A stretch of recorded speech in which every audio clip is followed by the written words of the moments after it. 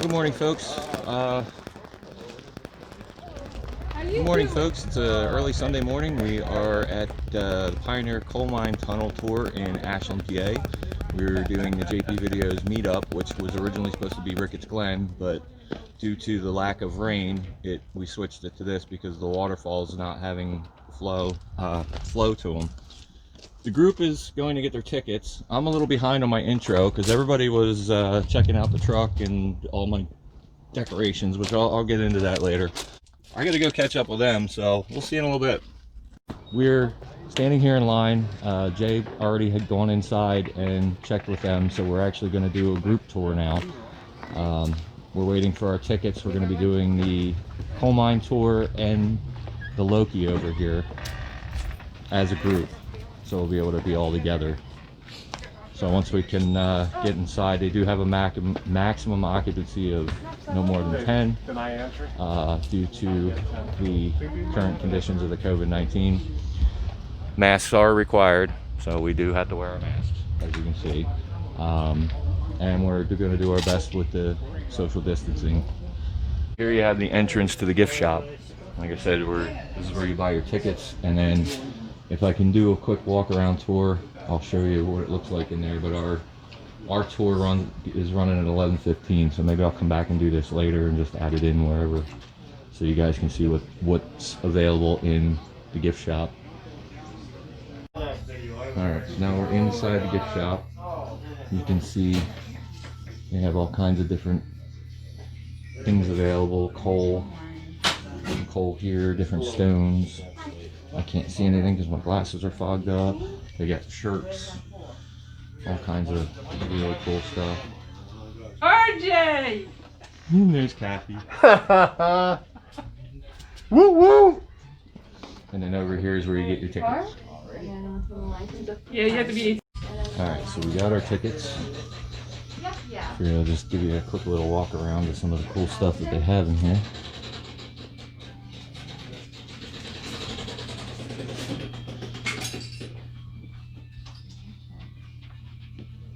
These are neat little treasure trunks.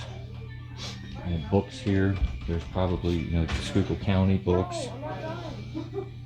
Probably I've been here before and I got a book on Centralia here. So I'm sure they have that as well. Here's some of the different shirts they have.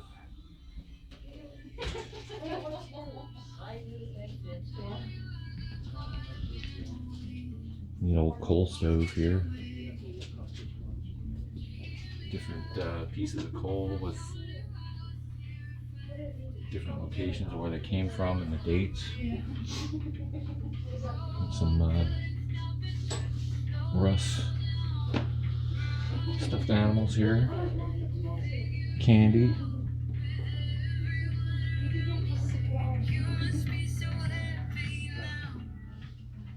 Yes, yeah, this is the book I got.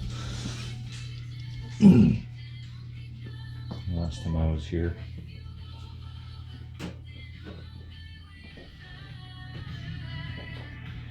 So, pretty cool stuff in here.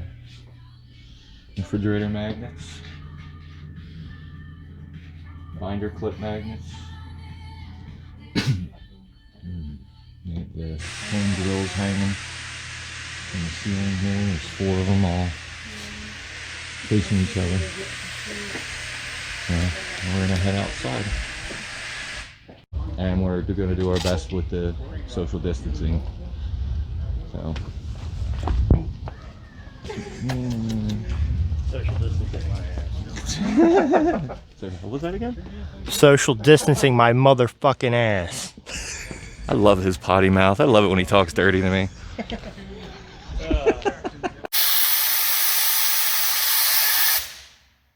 There's the Loki blowing off steam. Alright, so here we go. We're getting ready to board the Loki here. Is this the Loki? No, this isn't a Loki. No, this right? is a mine motor. This is a mine motor. Okay, I'm sorry. Don't mind me with my improper stuff.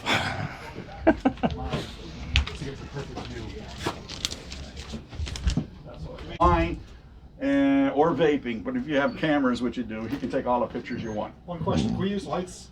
Sure. Sure. Yeah. Okay. Until I tell you to turn them off. Okay. Oh, we just got instant whiplash.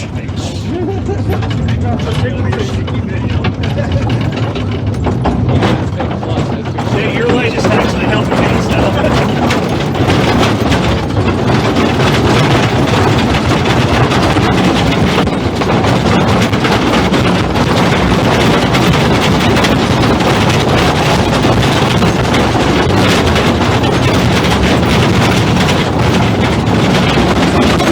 If you ever wonder where the idea of roller coasters came from, this is it.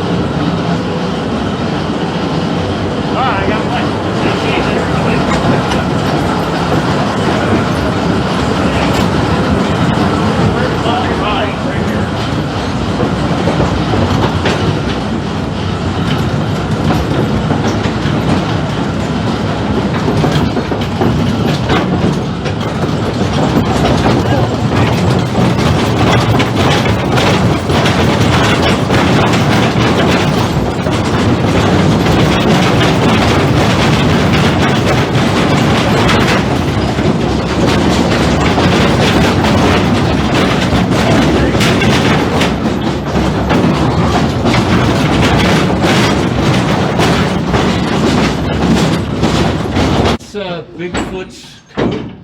This is where he leaves it when he doesn't wear it. Check out the spider webs. Okay. That was a ride. Wow. Well, we're not done. There's some more shovels over here. Everyone okay? So that was a heck of a ride down there. I don't know how bad that footage Okay, now the problem we have back there in the hill is I'm going to have to ask anybody that's over 125 pounds to get off the cars. We have a weight restriction. That's everybody. Okay, So, I'm out. right. I don't know why we're getting I'm out. on there for some Yeah. I thought we were going pretty fast. Anyway, 120 pounds since I was like, yeah. Welcome. That's my right up butt cheek. Anyway, what you're in right now is an old mine. And welcome to Ashland, Pennsylvania and Pioneer Tunnel. What you're in is an old mine that was owned and operated by the Philadelphia Reading Coal and Iron Company. It had operated here from 1911 till 1931 when it shut down because of the Depression. We didn't reopen it again until 1962 when it was opened up as a tourist attraction. They came in and they found that it was in perfect shape and they figured that's what they could do for the community here was open it up as a tourist attraction. So the mine was, I said it was employed by Philadelphia Reading Coal and Iron, 35 miners, 10 mules, and a handful of boys to do all the work down here. They were expected to get about 400 ton a day out of here in their working conditions. Now, what we're in right now is called a haulage way, and a haulage way runs in a north-south direction, bisecting all the veins of coal which run in the east-west direction. The reason we stop here is because we're at the Mammoth Vein. This is the Mammoth Vein of coal right here, or I should say this is the bottom rock. The vein of coal sits between the bottom rock and the top rock out the end of the mine motor. It's about 55 foot wide here. It'll run 400 feet to the surface, and it'll take a 2,000 foot drop on that same degree of pitch, Basin out underneath the town of Ashland, and come up on a mountain about 2 miles north of here. It about 15 miles to the west of it's almost 200 foot in width. It's actually surface mine now. There's no underground mining on the Mammoth right now. But the problem with our mining in this general vicinity here is that we all mine on that degree of pitch. So if we were up northern Pennsylvania, you're going to be in a flat seam in that respect. They can bring equipment in to do their work. We can't bring any equipment in here. Our mining today is identical to what it was in the 1870s, barring the fact that we can use drills, pneumatic drills, and electricity today. But the method of mining is still the same. So what we're going to do is we're going to go down further into the mine, and we're going to take a walk down a couple of gangways, and we'll show you how this operation is done, because it's totally unique to this specific area, the middle and southern coal fields where we're at right now. Any questions? before we go in? No question. Now or forever hold your peace. That's it. No questions? You have an Advil?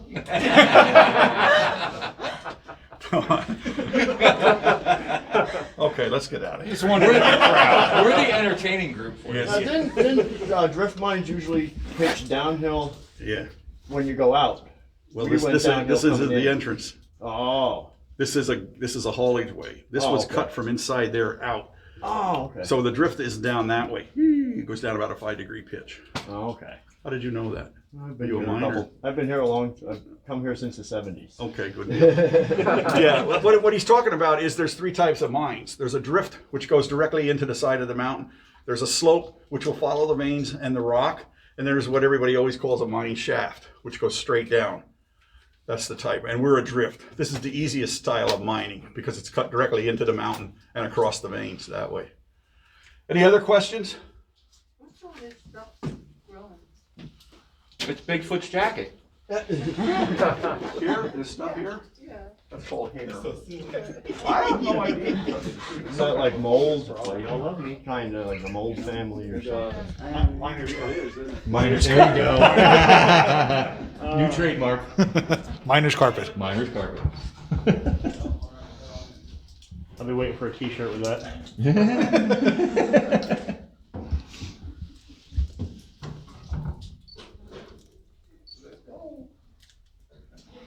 That's a good thumbnail, actually, right there. Ding ding. Literally start moving.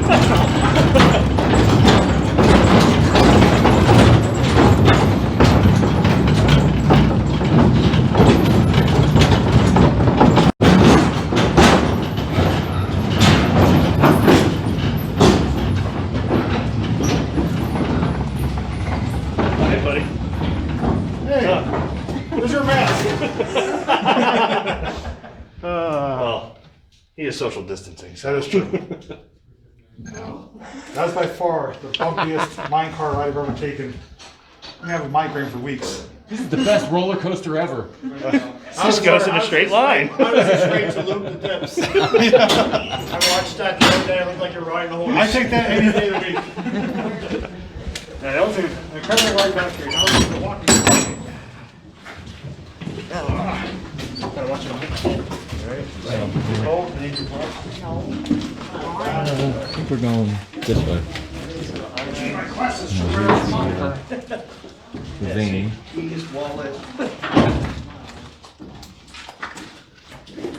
See, we were all that, now we gotta walk back.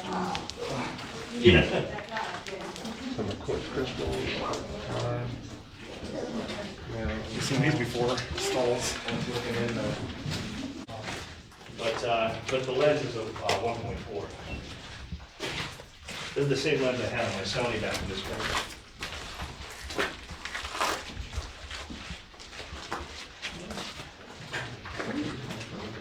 You look like a firefighter. Second line on the hose. Same guy on the hose. Oh, Pete here. Pete, wake up. Come on down here a little bit further. Boss is coming. Nap time's over. Okay, folks, what we're in right now is called a gangway. As I said, a gangway will run in an east-west direction following all the veins of coal, which run in an east-west direction. This is called the 7-foot. Now, this is nothing like the mammoth vein to work with. This is the top rock here, and here's the bottom rock. Sitting neatly in between there is the vein of coal, which is going to run at a 60-degree pitch where it's going to go 400 feet to the surface, follow that same degree of pitch down 2,000 feet, Basin out under the town. Same thing. The only way you get anthracite coal out between top rock and bottom rock is you have to blast it out. You can't dig it out, shovel it out, or pick it out. And the way the miners did this in the old days was they drill, well, we'd still do it the same way today, but you drill a series of holes into the vein of coal, which we call shots. Okay, they grow in about 5 foot.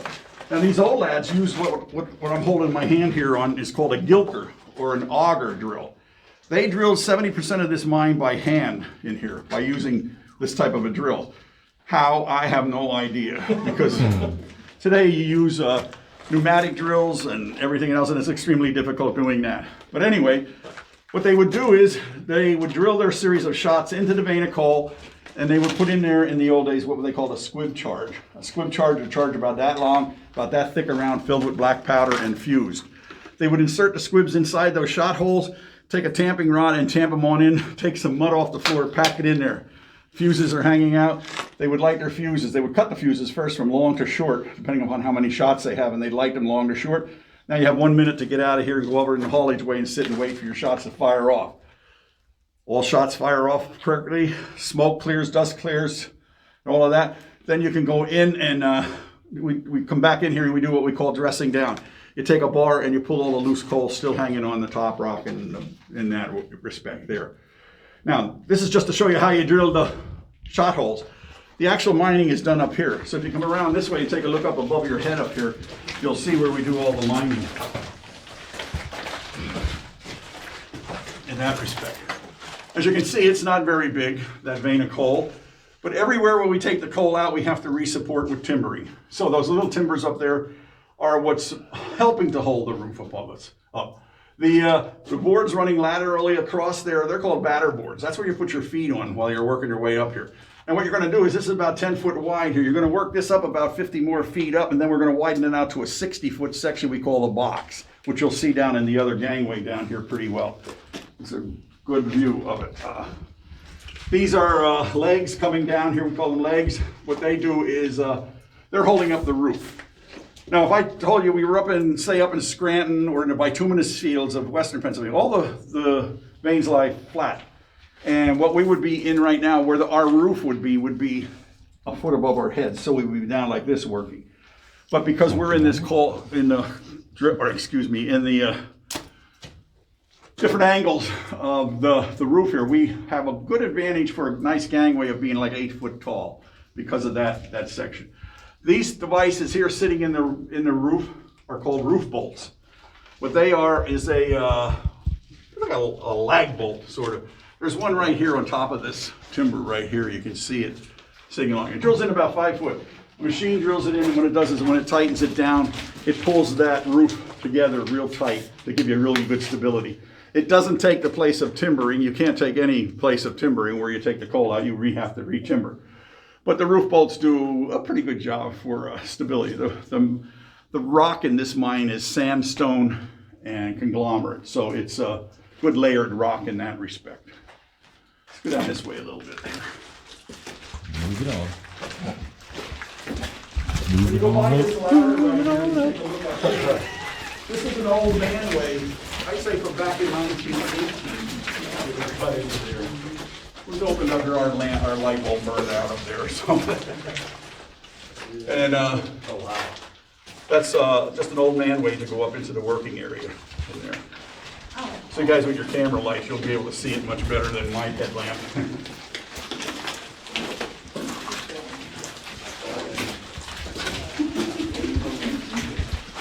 Here's the old chute from that section.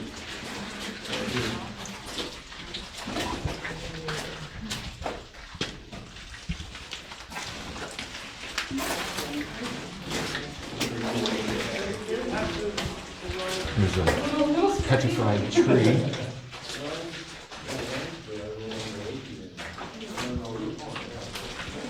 When you get up here, what you're going to see is you're going to see that the end of the operation was primarily because that vein that they were watching right here. Where's Cliff? So they ended the operation. Hey, there's somebody have so many down here. But what you see here is an old rock tart. Completely trademarked. Do not use without his permission. If you do, he wants royalties. Now this brown stuff you see coming down over the roof here, that's called iron sulfate. What that is a very acidic substance. It comes from groundwater running down over the veins of coal and over the rock. This is what caused a lot of hatred about coal mining and the environment. Because back in the day, they used to pump this water directly right into the rivers, streams, and the creeks. And it would look like this down here, this brown substance here. I grew up in the late 50s and the early 60s right along the Schuylkill River.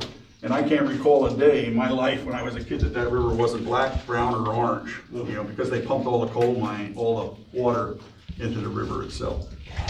My dad, an old miner, he said, imagine those people in Philly drink that water, from the Schuylkill. So, you can take a look up here, guys, and then follow me back down this way.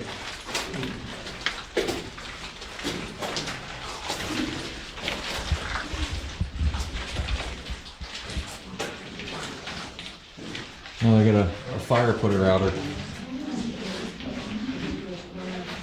You see there's some of the tools back in there. There's one of the drills he was just describing. You got a saw right there. Car full of coal. And then this is what he was describing with the color of the water.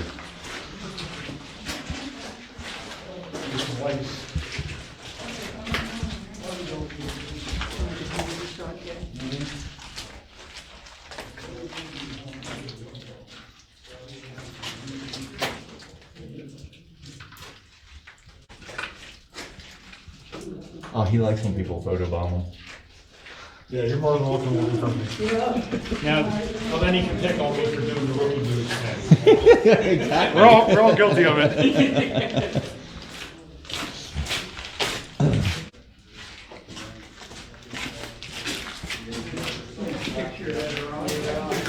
That's the other nice thing about this is even while you're videoing, you can take pictures. I just don't know how to. electronic ones are not exactly as the actual plain one. You're really well versed here, buddy. I go in there since I'm Really?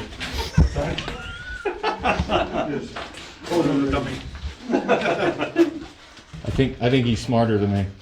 Did we lose anybody? We're all here. Okay. Anyway, this old mine phone here was in here from the very beginning. When you rang it, what happened was it would ring outside to the office and light a light up that said level 1.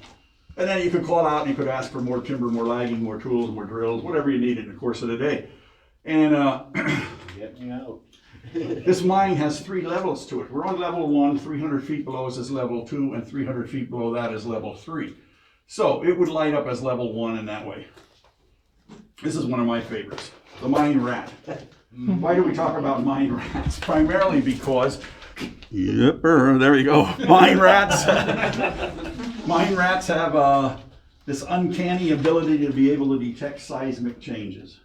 So, how they got into mines was because we used mules as the system of haulage, and a rat would hide in some hay, and they would bring it in. And a month later, now we got 15 rats. Then they just multiplied while they were down in the deep mines. A mine like this adrift, it would be hard for them to stay in here because they could get out. But in the drifts and or in the slopes and the shaft mines, these guys were the miners' friends because they could detect that thing. So if we're all standing here and around the corner of the gangway comes a whole herd of rats and they're heading that way, Follow. don't hesitate. Say, where are they going? You know. They're going out. I write a lot about the coal mining industry and stuff, but I was totally intrigued by these guys. So I put down, do you ever see that newspapers.com? It's an app that you can get on, and it'll take you way back to 1700s on any newspapers. So I go back there and I put in there mine rat. Wow, I got all these really good hits. All bunches of stories of how they saved miners because of roof collapses and stuff like this, and the miners praised them. But the one story I did find, which was really funny, and to me it was really cool, worthwhile of everything. In 1888, they had a rat killing contest between 2 collieries. What they did was they shut down during the 4th of July, and they sent one boy down one mine and another boy down the other mine. And they wanted to see how many rats they could kill in a 24-hour period. So the guy who won, this is God's truth, his name was Ratty McQuaid. Ratty killed 1 ton of rat in a 24-hour period. Who he beat was a kid they call Blinky McIntyre. He beat him by 200 pounds. So I don't know what Ratty got for a prize or anything like that, but it was a big, heavily betting thing between the 2 collieries as to who was going to win that mine killing event. And Ratty, he killed him with this. This is called a sprag. He beat him to death with a sprag down there in the mine. So Ratty's my new hero in life. The rat killing kid of, I don't remember what Did color. they use them? I know it sounds gross, but did they used to eat mines like? They didn't run around chasing anybody or doing anything. They just, I didn't know if they did that, used it as a source of food. Archie, Yeah, but- that's a t-shirt. If you see a mine rat running, try to keep up. Yeah. Sounds like a scene out of Titanic. So here's the If food. you want to have a visual here, like in 3D visual thing, one of those things, have all the rats running like Blanket that. kit, first aid kits. One down here, this two charts here to give you a little bit of a better representation of what we're talking about. Sometimes when you're underground, you can't really tell what we're doing. But this is the Monnoy Mountain. This is where we're at right now. We're 400 feet below the surface. As I said, we came in on the haulage way here. By the way, that haulage way was cut from right here out because they could take the cars out to the top here, get on the Loki and take it out to the breaker, which is at the end of the mountain, the Bancroft breaker. We came in here in the southerly direction. We stopped out there at the Mammoth. We were over here in the 7 foot. This is the Buck. The Buck was a really good working vein of coal and worked its way about 5 to 6 miles to the west of us here. And it had a lot of good chutes on it. The way this mining is done is it's called pitch vein mining due to the degree of the pitch of the vein and coal. We call this striking the vein. The first thing we do is we cut in, we leave a 60-foot section. We take out 60, leave 60, take 60, leave 60, take 60, leave 60. The 60-foot sections we leave in there are called pillars. That's what's holding the mountain up above us. If we took all the coal out at one time, we have a big problem.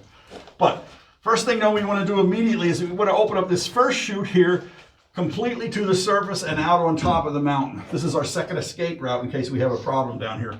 We can all go up the manway ladder here and right out onto the top of the mountain.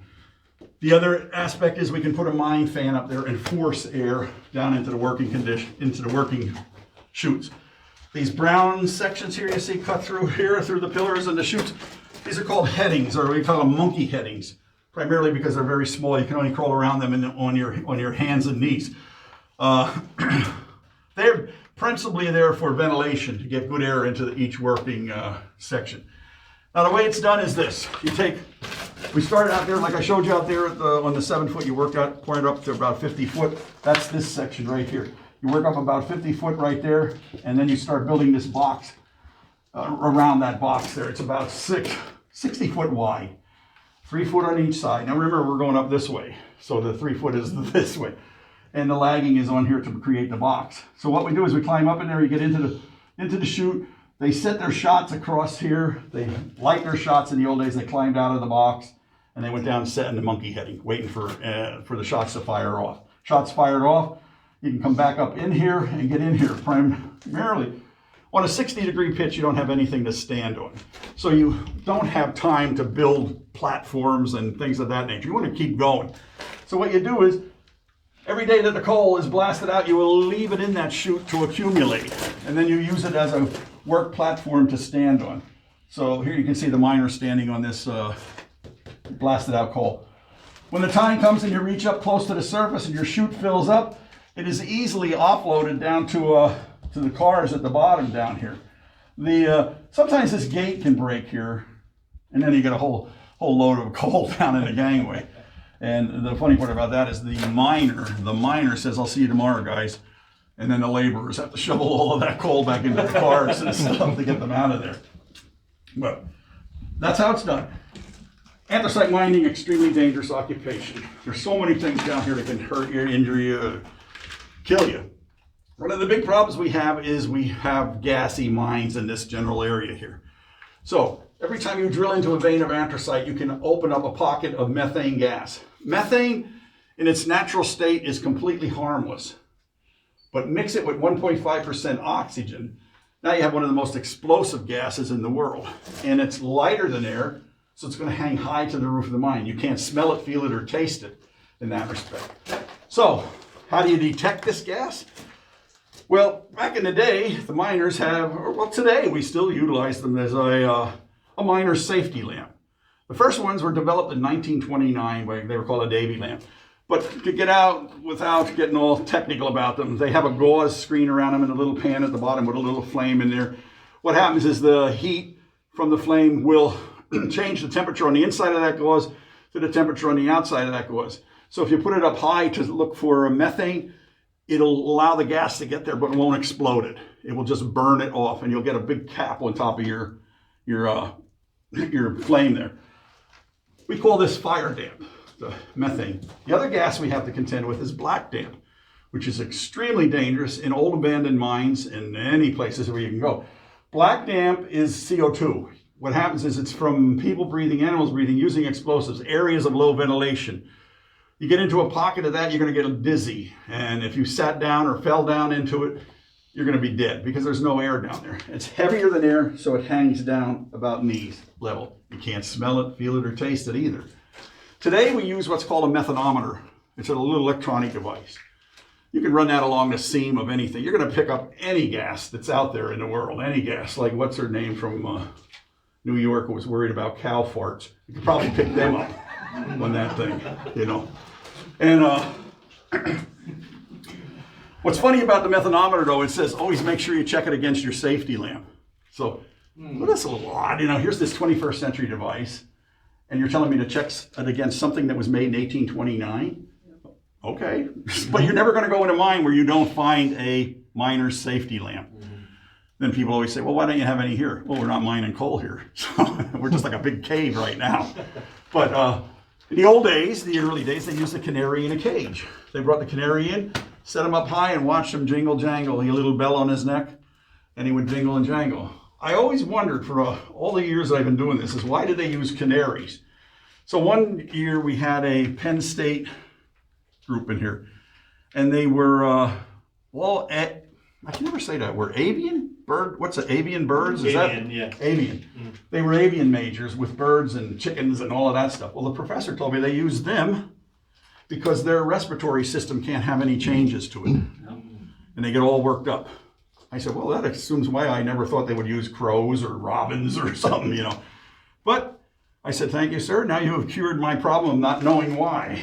So, over here. I have a suggestion to help with the gas problem. Don't let the mountain eat at Taco Bell anymore.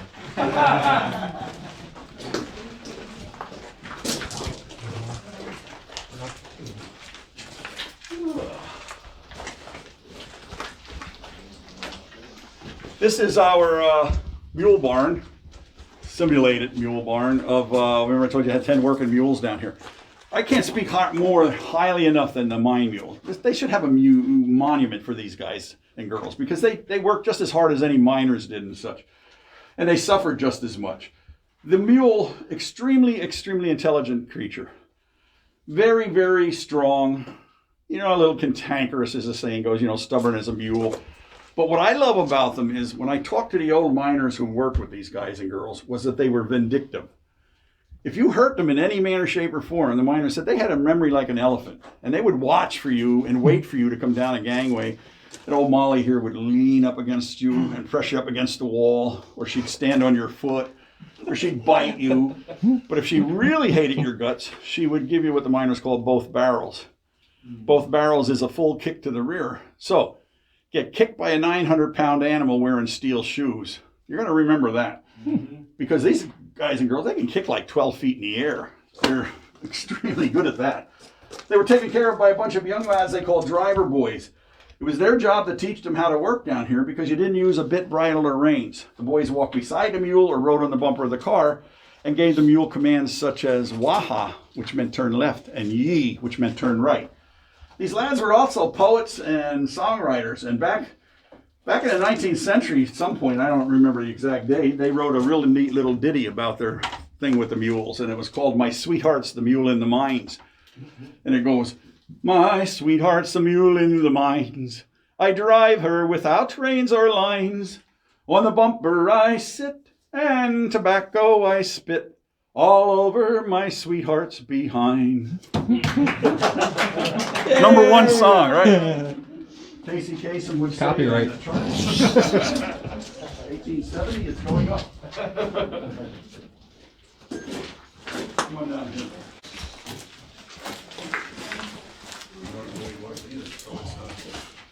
Okay, that's a little disheartening right there. That mask he's wearing? Yeah. Should we continue on? The gangway. Well, we'll find out outside. He's my good friend. Oh, I was gonna say. He had a worried look on your face. If I didn't know who he was, we were all heading that way. Anyway, folks, this is the Little Buck Mountain vein right here. What happens here is they drove back to the wall back there, and it didn't work out so well. So they drove another 150, 200 foot down that direction. And what we have now is an empty gangway, say. But what they did was they left their tracks in here, on here, so that they could take the main cars off the main line and stick them in here, and they'd be out of the way. Now remember when I told you about firing off shots, how the old guys used the squib charges with the fuses. Today we use dynamite. Dynamite is much easier to work with because it's fired electrically with blasting caps and such. Same situation though, you put them inside the shot hole, you tamp them on in there, and you run the wires back out to a handheld detonator. Now you can walk around, you don't have to run out right away, because you can walk out here and you can yell out 3 times. Fire in the hole, fire in the hole, fire in the hole. And this is exactly what it'll sound like when you shoot shots off down here. So it's not as loud as you would think it is, primarily because those shots are driven way inside the coal. You want the coal to break internally. You don't want it to be blown out. Now the only thing we can't simulate here is all the dirt, dust, and smoke that comes flying out of here at the time. But if you guys want to come up here and get a shot in there, well, I'll shoot it off again for you if you want.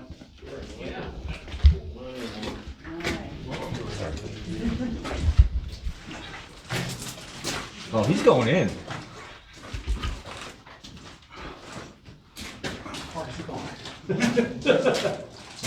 Okay. He doesn't know it's going to blow him up in there, though. You ready? Goodbye, Coal Cracker. It was nice knowing you.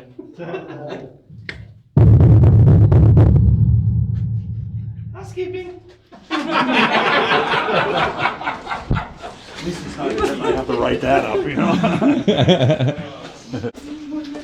When you take a look up here, this is that second escape route I told you about that we have here to get out of the mine. But it's also a work and shoot. And when you see the light that's lit up there, that's only 1/3 of the way up. We have to go to the left a little bit more and go another 2/3 on up. Oh, wow. But this is like a work and shoot here on this vein, because you would have to, 2 lads would be working here, and every day you'd have to drag all your tools, timbers, and shovels and picks all the way up there with you to do all the work you need to do. Is it Over sad here. that I want to climb that? Yeah.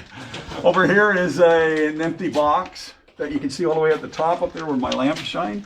That's where the coal is being held now. You would open up that box up there down to this area here, down into here. This is basined out here just to hold about 2 tons. Wow. Fun, Rat. There he is. How you doing, buddy? What's this one's name? Hector? I don't know. Yeah. You gotta name him. Yeah. You see him a lot. You gotta name him.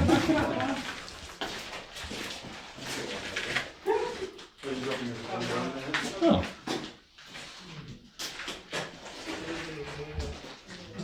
Mercury capsule, Roar 7. No kidding. It's 1969. You just can't see. You just can't see. Roll that light down there.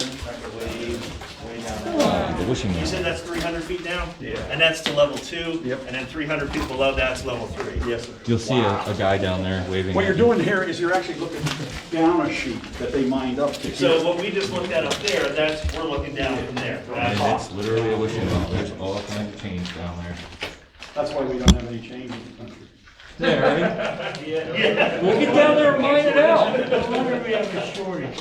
What we usually do, we usually hire college kids during the summer, but with all the COVID and stuff, it didn't work. So send one of them down there to go get it. I'm gonna get a shot down there. There we go. I'll go down and get it for you. Give me a couple pennies, I'll be good. You are cheap. Yeah, well, you know, I get to hang out in the mine.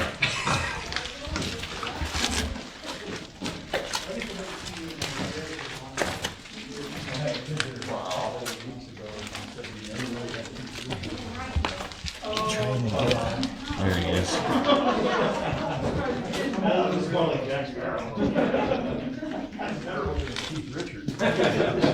He looks like he's dead now. Probably the kid even knew who. Come on up here, yeah. Yeah. Well, I think everybody knows the Stones anymore.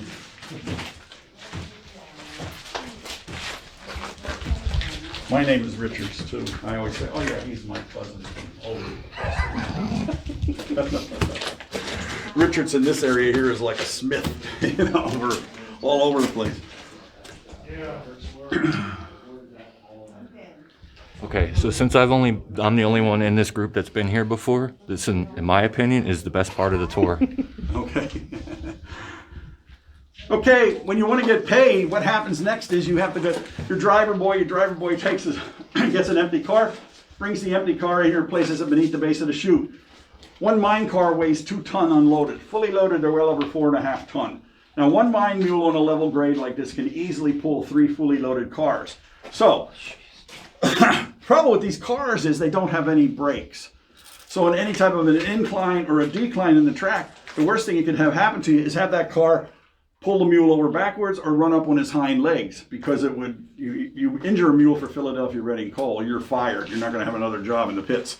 So the driver boy had a kid about 11 years of age and ran alongside of him. He carried one of these sprags, what they're called sprags, in his arms.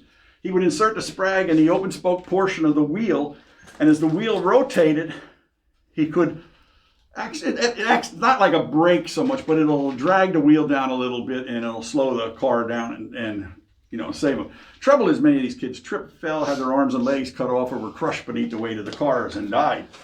Now, when the time comes to load the car, what happens is the miner sends his assistant, his call is butty. So if you're ever from the coal region, you've heard that term 1,000 times. Hey, butt, ho, butt.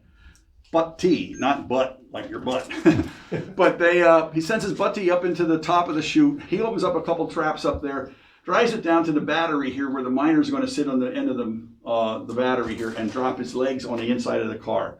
Now, if you guys turn your lights out, I'll show you what a working coal mine looks like, if you can still film that. You ready? Okay. This is what a working coal mine looks like. Now, when I said that the miner wants to load his car, what he's going to do is he's going to dangle his feet on the inside of the car, and as the coal rises up, he can feel it rise with his feet. Because in this dark light here, you can't see. But this is the way you work in a mine all the time. When we come in here in the wintertime to do all our work, this is what you work with your helmet lights and all of that stuff. So, now say you lose your helmet, your light goes out, you're going to get this. Now, can you hide your extraneous light there on your phone? And I'll show you what real dark looks like. Okay. Wow. Now, we can't do it here without that. With all that extraneous light, still looks like we can find our way out of here. But if you didn't have your camera lights on and anything like that, you can't see 2 feet. You can't see your hand in front of your face per se. But this is the way it would work out. So what would happen with the miners is they would just relight their lamps at the time, because they did have matches with them. And they would could also get down on the ground, find the track, put hand on one rail and the other hand on the other rail, and crawl out the middle of the track. That way it's going to give you, there he is again, slowly walking down. I caught a reflection on his helmet.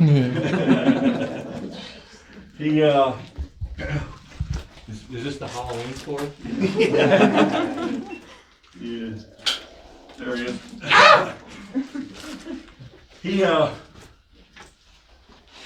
He's our gas checker. Who's the Taco Bell guy? Yeah, I said that. Oh, yeah. So you're the one that eats all the Taco Bell. My Bloody Valentine's break. Yeah. Any questions? How young is the youngest person on record that mined? The youngest person that mined? I'm probably about 14, 15. Inside the mine. Outside the mine, they were 6, 7, 8 years old. Inside, yeah, you had to be a little bit older to come inside. Like the driver boys, or the door boys, they were a little bit older.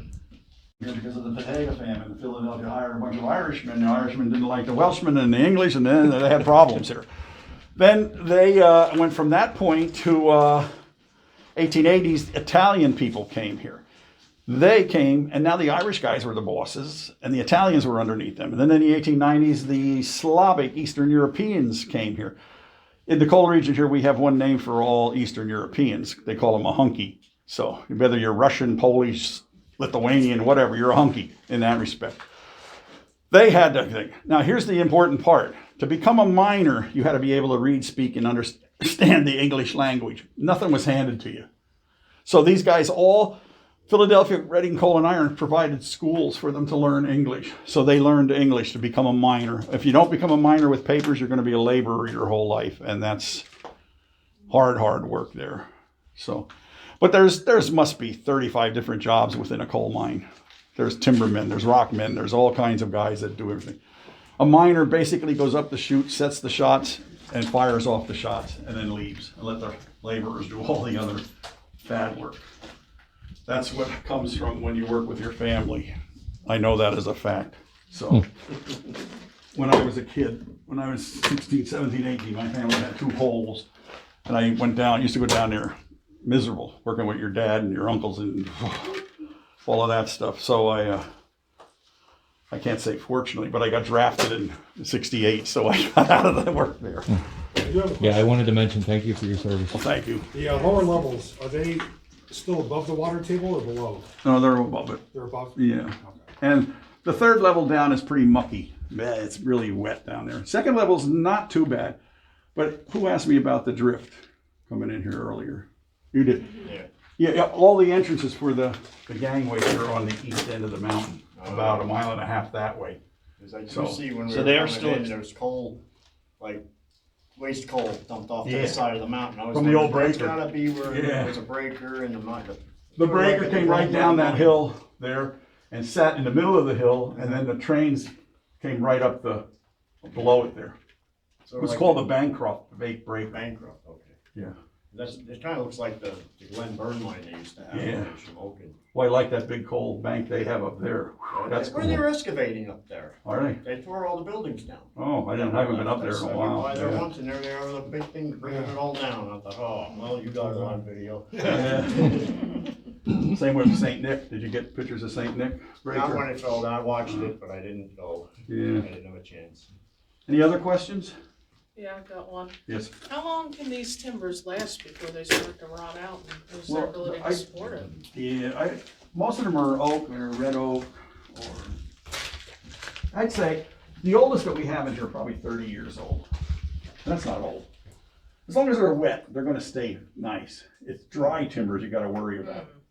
But these, we get, if you see along here, sometimes you'll see a little brass or a little aluminum tag on it, and it'll have a date. That's the dates we have to change. We change them. Okay. We get inspected by MSHA, which is Mine Safety Health Administration. And they come in here and tell us, you gotta watch this area here, you gotta change this area here, because of bringing people in and stuff like that. They're not as strict on us because we're not mining and using explosives or anything like that, but that's how the timbers have changed. Okay. Like last year, we worked all the way up that airway up there to the top, changing stuff up there. This year, they're working on track. And I'm gonna agree with the guys on Monday about how hard it was to get up that hill. Yeah. I was told too, and I'm not sure if you know them specifically, there's a friend of mine named Chris, part of the UGM group. Yeah, He said they opened up an old gangway here, back in '06, '07. yeah. He said, to mention that I'll that show they it to did you. work here. Okay, All right. awesome, It's called the Orchard. okay. Yeah. Yeah, they opened up that gangway all the way back to the vein. You can actually see the vein back there, which is pretty neat. All right. If no other questions, that's it. So we're back in the electric motor. We're getting ready to head back out of the tunnel, and then we'll be hopping on the train and taking the train tour. Him must got left behind. I don't know who's the worst class clown, him or me.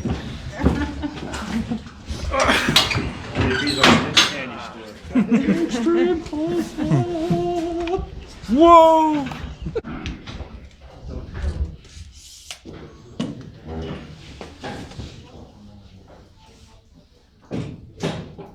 Hold on tight to me.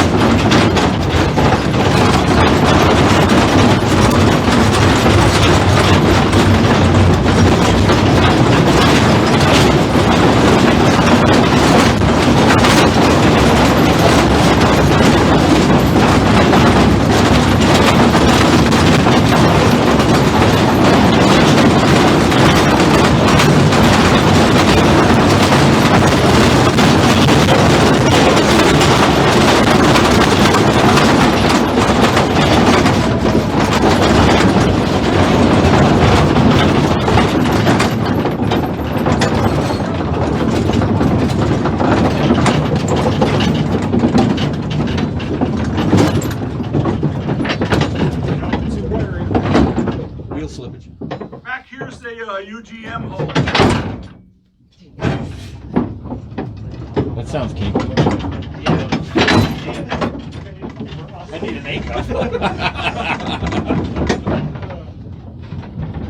I'll have to work on the trees gangway that the UGM guys mined out. Orchard gangway.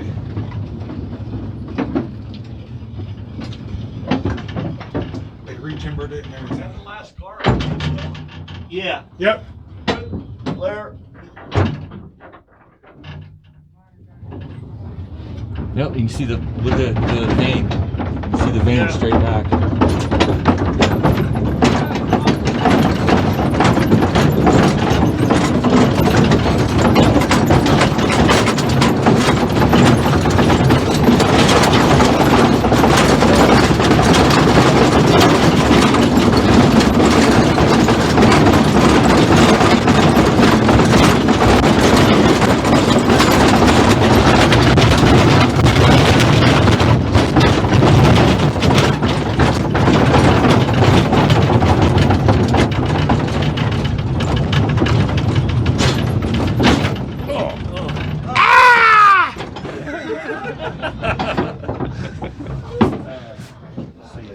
We survived! We're a lively group. He's coming.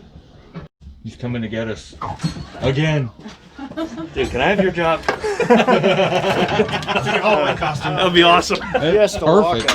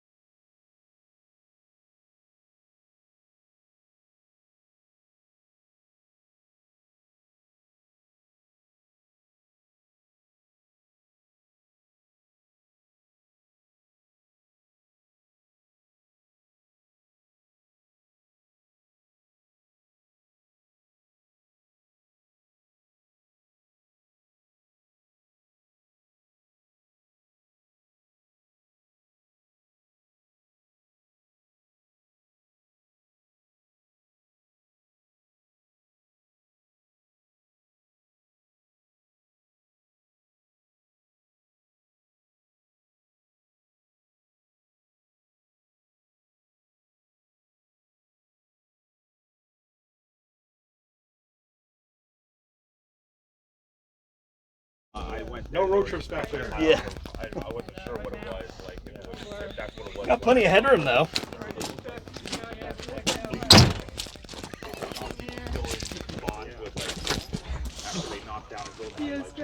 Any thoughts? Little tight. At least you got company, but I heard she doesn't say too much. Yeah. Oh my goodness. Yeah, this. Oh, okay, that works. Oh. Ow.